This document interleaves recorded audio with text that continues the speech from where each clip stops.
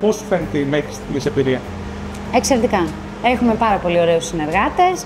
Έχουμε μια κούκλα πιανίστρια, η οποία είναι η πρωταγωνίστριά μας. Δεν θα μπορούσα να ζητήσω κάτι άλλο. Είμαστε μια όμορφη ατμόσφαιρα στα παρασκήνια, ούτως ή άλλως πάντα, σε όλα τα γυρίσματα. Έχουμε ένα τέλειο σετ χορευτών. Η εμπειρία είναι ανεπανάληπτη, νομίζω. Ο χώρος είναι υπέροχος. Εγώ θα πω στη Χριστίνα, καλή τύχη να απογειωθεί. Πάει σούπερ το βίντεο κλιπ. Την αγαπάμε πολύ. Την αγαπάμε πολύ. Την αγαπάμε πολύ και αυτό φαίνεται από τις ώρες που είμαστε εδώ πέρα. Ναι. Κάνουμε το βίντεο κλιπ σε αυτό το φανταστικό χώρο στον Πάκιον. Είναι το πρώτο κομμάτι που ηχογράφησα, το Crescent Heights. Και είναι μια συγκλονιστική εμπειρία, μπορώ να πω.